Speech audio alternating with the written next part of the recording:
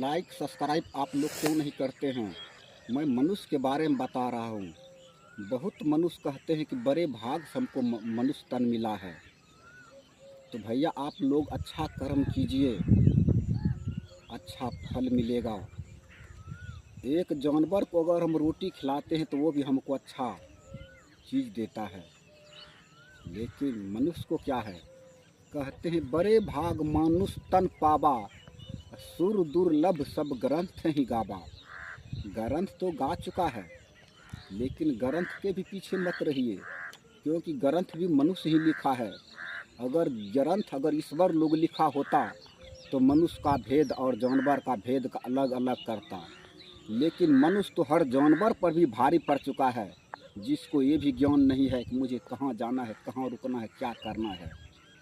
मनुष्य हर जीवों को आहार बना लेता है और कहता है कि मुझे तो मनुष्य जीवन मिला है, क्यों किसी को हम छोड़ेंगे। हमसे आगे कौन है। मनुष्य का बड़ाई ले ले करके इतना बढ़ा दिया है कि वो जानवरों को भी खून पीने लगा है। तो मनुष्य जीवन बड़ा कहाँ से है, उससे तो छोटा जीवन कोई जीवन नहीं है। कहते हैं मनुष्य जो है गलत करने पर 84 के चक्कर में जाता है। 84 के चक्कर में जाता नहीं, वो तो 84 का बोझ है। मनुष्य 84 का ही बोझ है। उसे ना पिल्लू में जन्म लेना पड़ता है, ना कोई जानवर में।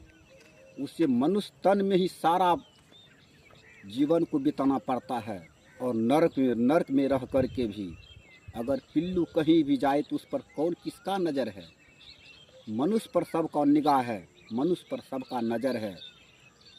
मनुष्य जो करेगा वही होगा। हर पक्षी को भी मनुष्य ही खा जाता है। इसके लिए कौन सा सरकार खड़ा होता है। जीव हत्या मत करो, जीव हत्या सबसे बड़ा पाप है। मैं तो समझता हूँ कि जीव का हत्या से बड़ा कोई पाप नहीं है। मनुष्य बड़े भाग से मिलता है। मनुष्य का जीवन भी सबसे बड़ा जीवन है, ये गलत है। मनुष्य का जीवन सबसे छोटा जीवन है।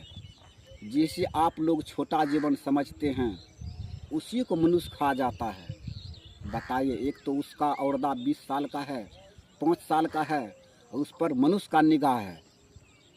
कौन सा बड़ा हो गया मनुष्य। मनुष्य से छोटा तो हम कहते हैं एक चूहा भी नहीं है, एक गीदड़ भी नहीं है, एक कौवा भी नहीं है।